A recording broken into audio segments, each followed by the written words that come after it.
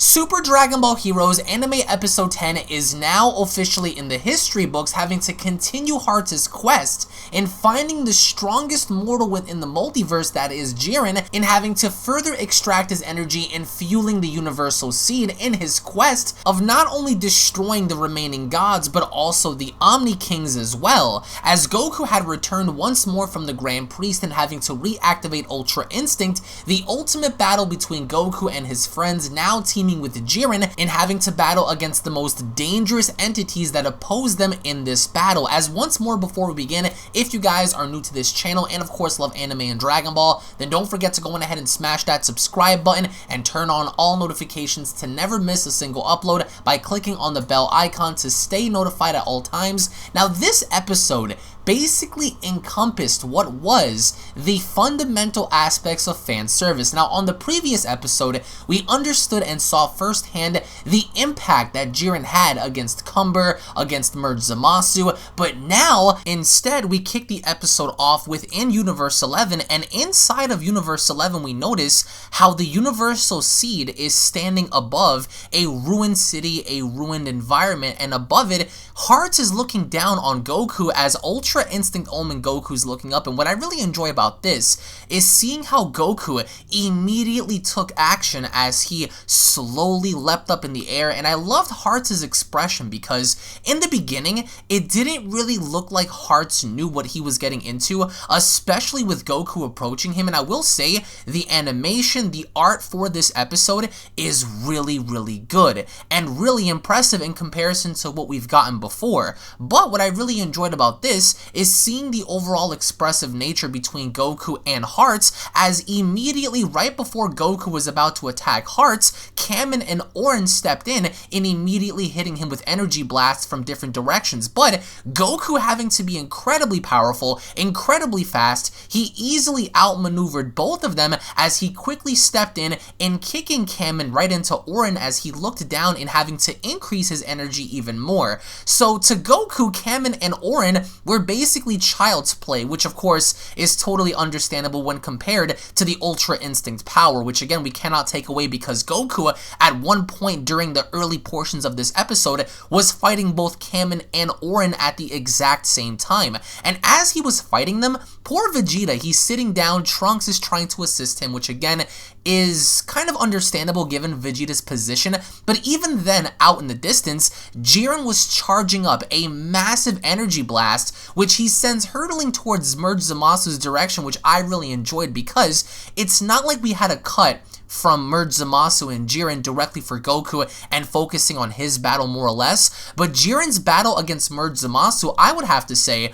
was also very enjoyable. But when I watched this battle and I saw the way Jiren had blasted Merge Zamasu with that blast, Merge Zamasu was completely unscathed. As a matter of fact, when he walked away from the dust and the debris, he was smiling right in Jiren's face. So what does that tell you? This version of Zamasu was not only unimpressed by Jiren's attacks, but he was actually welcoming the strongest mortal in this battle, which I have to give credit to Zamasu in this instance because he wasn't afraid. Meanwhile, as Merge Zamasu was going toe-to-toe against Jiren, Goku was easily just slapping around Kamen and Orin until the very middle portion of the episode where they combined bodies, which I thought their fusion was really, really cool. In comparison to what we've seen before, the way this new fusion of Kamen and Orin was fighting against Goku was impressive because they did stand a slightly better chance than before.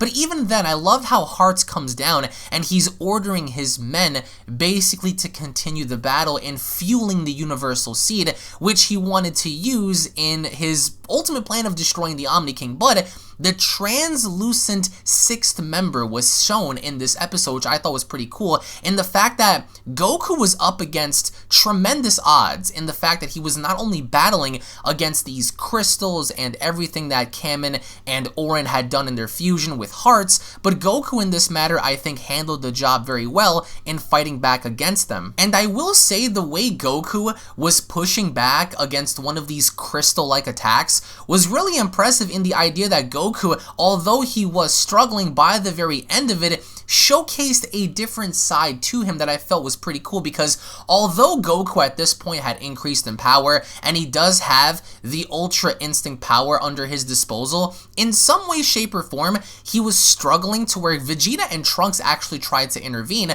but they were one-shotted by the ultimate fusion of Cameron and Orange. So that was a little unfair until, of course, we saw what Goku was capable of in doing after he smashed the crystals into pieces, and inside of it, we noticed the sixth individual that was battling, or at least a part of Hearts' team, battling against Goku. And as she shot down against him, what I really enjoyed was all of the blasts that were raining down from the heavens, Goku wasn't able to avoid. Instead, we notice how his entire outfit was torn to pieces. So we see a battle-damaged Grand Priest Goku who went from Ultra Instinct Ultimate back down to base form, which was pretty ironic when you look at it, because you would assume that Goku would have this battle in the palm of his hands, but instead, this mysterious individual not only shot Goku from the front, but she also shot him from behind. So she completely knocked Goku's Ultra Instinct Ultimate technique or power out of his body with both attacks. And as Vegeta notices this, the first thing he did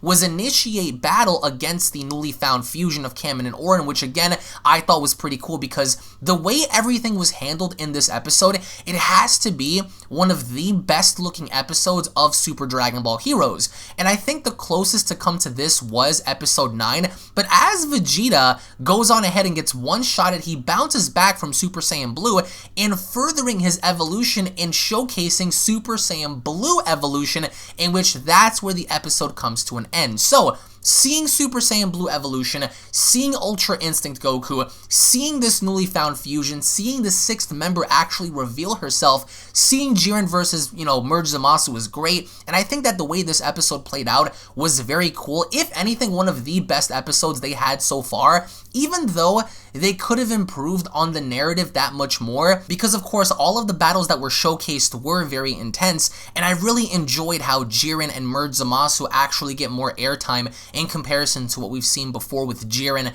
simply having to one-shot Merge Zamasu, which of course is the case in Dragon Ball Super, but it doesn't seem to be the case in Super Dragon Ball Heroes, which is weird. But also seeing how Ultra Instinct Ultimate Goku was going in there and he was slapping around everybody until we noticed how the sixth mysterious individual appeared alongside the newly found fusion, which now requires the help of Super Saiyan Blue Evolution Vegeta to step in. But the only question lingers there is how strong is Super Saiyan Blue Evolution Vegeta in comparison to the new fusion. So again, I thought this episode was fire, and if you guys expect to see God of Destruction Toppo in episode 11, or perhaps full-powered Jiren in episode 11, or maybe even Mastered Ultra Instinct Goku, which at some point will happen, and I do think that MUI Goku will utterly stomp everybody if that were to happen, when it does happen. But in the end, this has to be one of the most fun episodes that we've seen so far, aside from episode 9. So I think, in my opinion, episode 9 and episode 10 are pretty much tied in terms of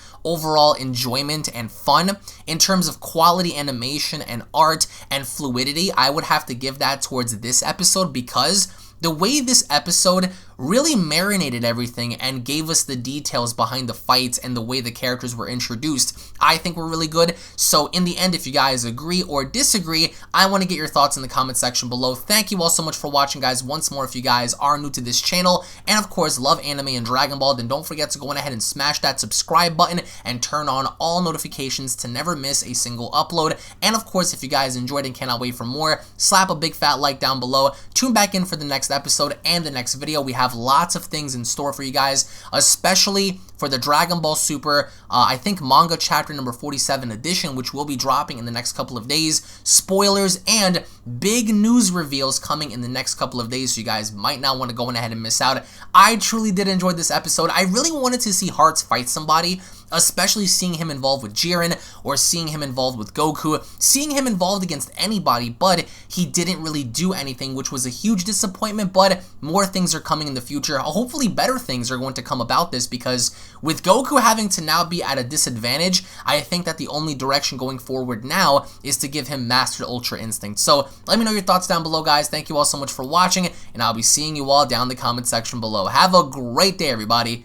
Peace. This is the Galactic Emperor of the Universe, and of course I'm here to tell you to subscribe to UnrealEntGaming and all his social media platforms. Also, don't forget to turn on notifications so you can be the first to know every time that he uploads a new video. Oh, did someone say UnrealEntGaming? Oh my god! The fuck, Zarbon? Put on some clothes! Well, why don't you put on any clothes? What? I don't need clothes, but Jesus Christ, that's huge!